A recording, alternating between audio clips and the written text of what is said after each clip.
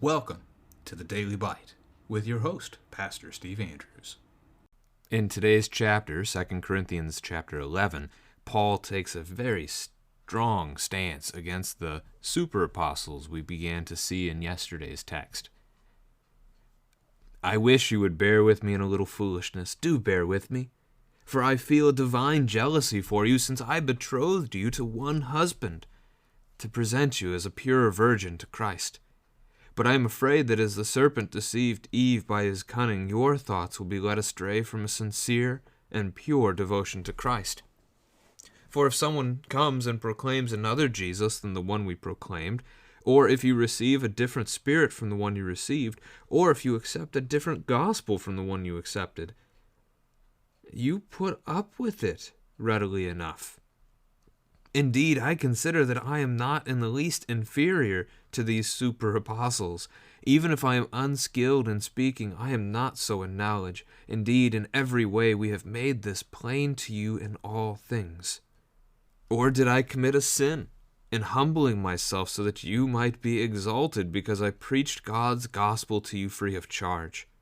I robbed other churches by accepting support from them in order to serve you. And when I was with you and was in need, I did not burden anyone, for the brothers who came from Macedonia supplied my need.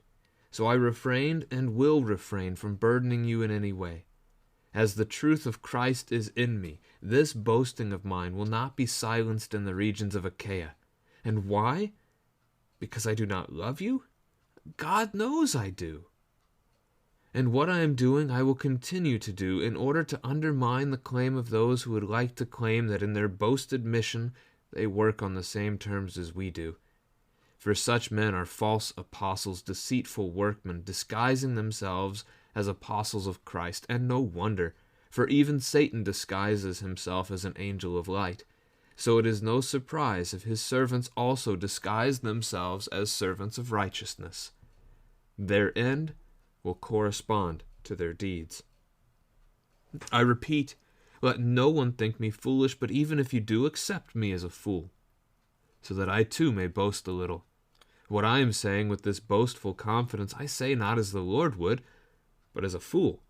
Since many boast according to the flesh, I too will boast, for you gladly bear with fools, being wise yourselves. For you bear it if someone makes slaves of you, or devours you, or takes advantage of you, or puts on airs, or strikes you in the face. To my shame, I must say, we were too weak for that. But whatever anyone else dares to boast of, I am speaking as a fool. I also dare to boast of that. Are they Hebrews? So am I. Are they Israelites? So am I. Are they offspring of Abraham? So am I. Are they servants of Christ? I am a better one. I am talking like a madman.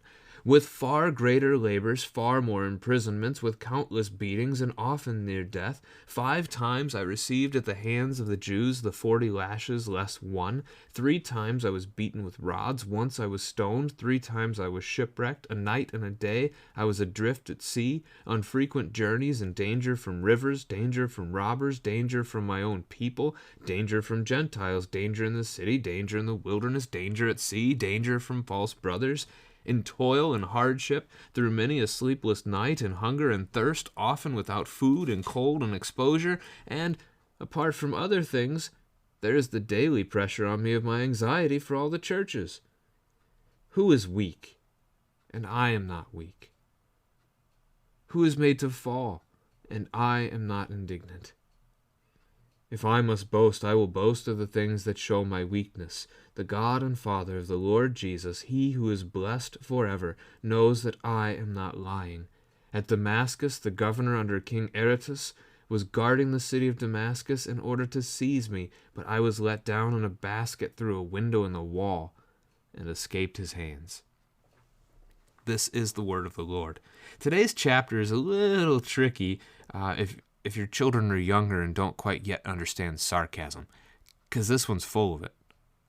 Paul really packed it in here. So let's dig in and do what we can with our text. There's an illustration coming. Bear with me in a little foolishness. You want to call it an illustration or what? Paul is going to launch into really mockery here to get a point across.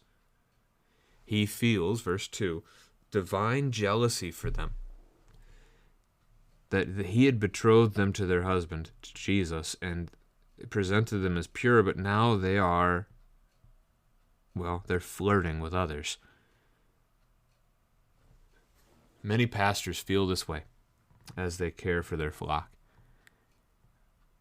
Your pastor of your congregation, if he's been there for a good period of time, or if you've been there with him for a good period of time, he likely feels some of that spiritual fatherhood over you, as we talked about in the text yesterday, that he has that responsibility to care for you as a parent cares for their child and raises them in the ways that are beneficial to them. So your pastor seeks to do for you. As a pastor myself, I can tell you one of the hardest things that happens in the church, one of the things that grieves me the most, is the rite of confirmation. As I have been working with these kids, trying to pour out the faith into them as best as I can, they come before the whole congregation. They stand there in the presence of God. They say they're even willing to die for this faith rather than leave it, that they will regularly receive the Lord's Supper. And I know that there are some of them I will never see again. And it happens every year. That is one of the most heavily grieving things in the ministry for a pastor. Pastors feel this way for their flock. Or I guess I should say, at least if they care, but a good pastor cares. Verse 3, as the serpent deceived Eve. Paul is concerned that they are being deceived and led astray from pure devotion to Jesus. And verse 4 is spoken to their shame. No doubt about it. I mean, what shame. If someone comes and proclaims another Jesus than the one we proclaimed, and they're, ask your kids, is there another? There's not. Or if they receive a different spirit from the one that they've received, is there another Holy Spirit? There's not. Or a different gospel than the one that they've already accepted. Is there a different gospel? Is there other good news than that Jesus saves us? There's not. You put up with it readily enough. So someone comes preaching to them something else, and the child of God, the pure bride of Christ, the church ought to know better. The church ought to be able to discern a false teacher and say, away with you, evildoer. You will not tempt us into abandoning Christ. But these Corinthians? Nope, not them. They let them stick around. They let them teach. And they listen. And that puts their entire church's faith in danger. Take a different referent here. If you accept a different gospel from the one you accepted, we can go back to the start of Galatians chapter 1. Not that there is another gospel, Paul would say. But if anyone proclaims another gospel to you, let him be accursed. It doesn't matter if it's an angel from heaven or an apostle or whoever. So Paul speaks very strongly on this topic. He's caring for his flock, and he's concerned of what's going on among them. Verse 6 is interesting. There's so much sarcasm in this chapter. Is 6 sarcasm too? Even if I am unskilled in speaking. Is Paul saying he actually is unskilled in speaking? Most Christians who read the New Testament today wouldn't think so. We'd think of Paul as one of the greatest preachers of the gospel ever. But he may be looking at himself a little more humbly. Even if he's unskilled in speaking, though, he's not unskilled in knowledge. And as he told them in the first letter, that he desired to know nothing among them except Jesus Christ and him crucified. So continuing to point them to the gospel here may be the purpose of verse 6. Now, 7, the sarcasm's definitely picking up. Did he commit a sin in humbling himself, not charging them for the proclamation of the gospel there, giving it to them freely? I don't know that I'd say he committed a sin. He certainly did it, right? He preached among them without taking pay for it. Verse 8, I robbed other churches by accepting support from them in order to serve you. And here's the shame of that, right? As we've been talking about the last few chapters back in 8 and 9 about the offering coming from Macedonia for the church in Jerusalem, we learn that the Macedonian churches are poor, but the Corinthian church is rich. So Paul is taking money from the poor in order to go and preach to the rich, where he's not taking money from them. Why? Even without having taken money from them, there is still false teaching among them that Paul is in it for the gain of the world, that he's in it for fleshly reasons. Paul did not want that to hinder them from hearing the gospel, so he didn't take money from them. And the poor in Macedonia were more than willing to share what money they had in hopes that somebody else would hear the gospel. I mean, I've used a similar illustration before, but if you knew you could give $100 and somebody would hear the gospel, would you give $100? Yeah, even if we didn't have it, we'd come up with that money if it meant somebody could hear the gospel of Jesus. This world's not really about money. Not even at all. So when he was with them, he didn't burden them. He continued to receive support from Macedonia instead, from those poor churches, in order that this truth of Christ, this boasting of Paul's, which, remember yesterday, let the one who boasts boast in the Lord. So the gospel of Jesus, this boasting of mine, will not be silenced in the regions of Achaia. The gospel will endure. Corinth is a city in Achaia, so it will. The gospel will continue to be poured out in that region. Now, Paul is seeking to undermine the super apostles. Verse 12. Verse 13, as the expression goes, the gloves are off. There's a fight now. Verse 13, he says the super apostles are not apostles at all. They're false apostles. They're deceitful. They're deceiving the church. They disguise themselves as apostles of Christ, which means they're not at all. And who are they? Well, verse 14. No wonder even Satan disguises himself as an angel of the light. Paul just lumped these super apostles in league with the devil. These are not sent by Christ. That's what the word apostle means, is sent. Jesus did not send these. Satan did. They are his servants. Verse 14, right? Disguising themselves as servants of righteousness. Their end will correspond to their deeds.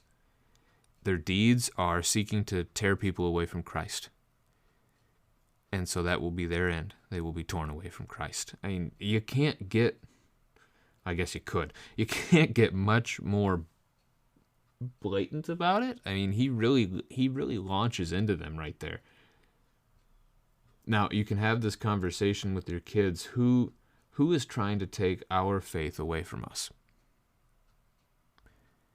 That's a good conversation, because our children need to be aware that this world does not want them to have faith, that the devil and his side are working against them, but even themselves, right? Our own sinful nature. When we talk about the sources of temptation, we talk about the sinful self, sinful nature, the world, and the devil, those three, and that Christ has overcome all three for us. But we have to be aware. We have to be on our guard and pray that the Lord would indeed deliver us from evil and preserve us from temptations.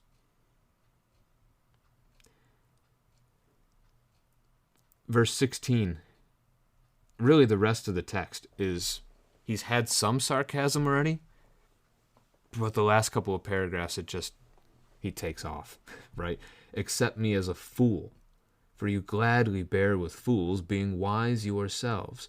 This goes back to verse 4. When anybody starts talking to them, they just hear it, right? Somebody starts proclaiming another Jesus, they just listen.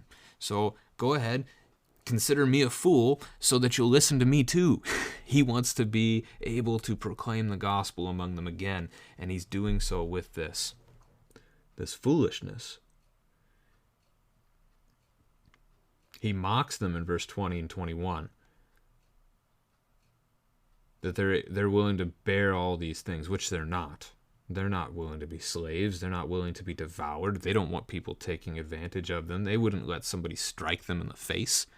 They aren't those things. Paul says, to my shame, I must say, we were too weak for that. Ask your children, was he?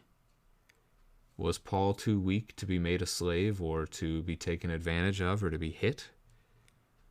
Not at all. In fact, Paul endured all of those things for the sake of sharing the gospel with people, and that's what the next paragraph is going to be about. Whatever anyone else dares to boast of, I am speaking as a fool. So we don't take Paul, I don't want to say literally, we don't take this to be Paul boasting. Paul is showing them the foolishness of their willingness to hear whatever from whoever. So, okay, you're going to listen to their boasts. Well, here, let me boast in the same way they're boasting. He lists out credentials. Hebrew, Israelite, Abraham's descendant. Those are all things of importance to the Jewish faith. He's got all those. Check, check, check. Servants of Christ, I am a better one. Look at that. I'm talking like a madman.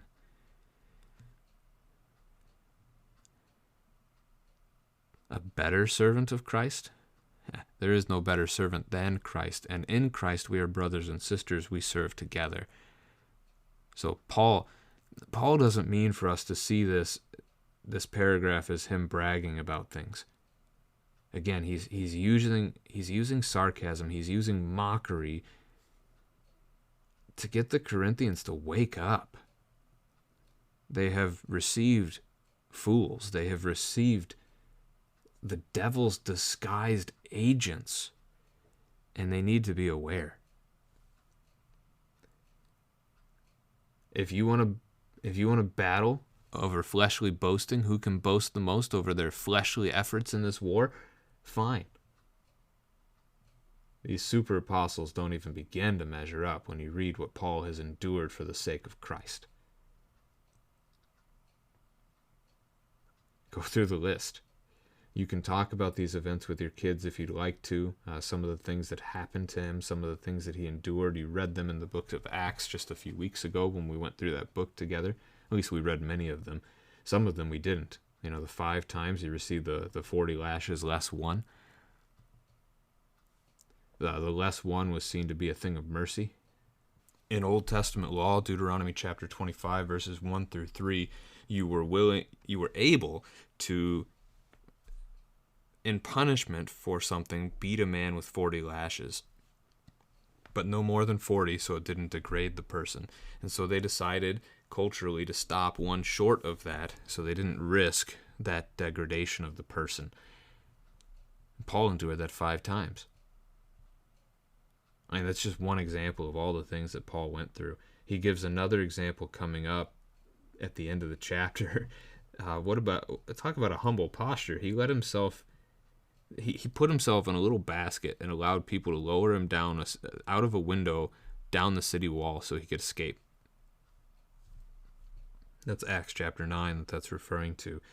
Paul has endured so much. He's been willing to go through all of this for the sake of the church. Verse 28, he expresses the anxiety that he faces on behalf of the churches. As a parent, is concerned about the well-being of their children. And then verse 30, he's going to go on boasting. We're going to see that tomorrow, chapter 12, verse 1. But the reason why is right here. He's going to boast in things that show his weakness. And again, this is tomorrow's chapter's text. Chapter 12, verse 10 is going to say it pretty much straightforward. Because where we are weak, that is where we see God's strength. And Paul does not want to let that go. Paul wants to focus on the strength of God rather than the strength of men. That's the opposite of the mockery and the sarcasm that's been going on for the last couple of paragraphs. Here it's been put to an end. Here's the truth. Jesus knows that Paul is not lying. Paul is weak, but Christ is strong.